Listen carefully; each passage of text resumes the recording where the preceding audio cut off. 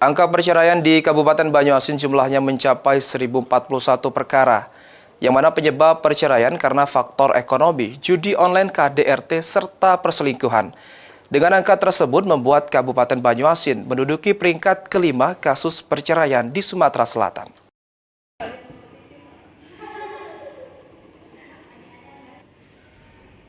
Kabupaten Banyuasin menempati peringkat kelima se-Sumatera Selatan. Angka perceraian tertinggi dengan jumlah 1.041 perkara hingga 19 September. Angka ini meningkat signifikan dibanding tahun 2024 di periode yang sama.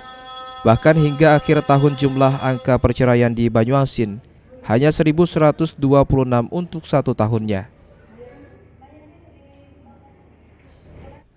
Ketua Pengadilan Agama Kabupaten Banyuasin Ahmad Fikri Oslami mengatakan, tingginya angka perceraian di Kabupaten Banyuasin disebabkan karena beberapa faktor. Salah satunya ekonomi, judi online, KDRT, dan perselingkuhan.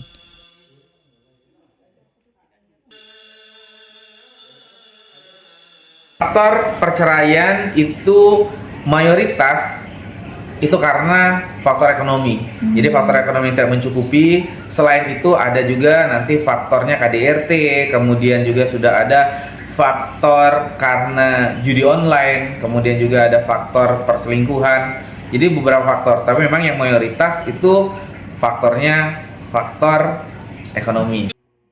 Sejauh ini untuk kasus perceraian di Banyuasin didominasi oleh pasangan muda dengan rentan usia 25 hingga 35 tahun.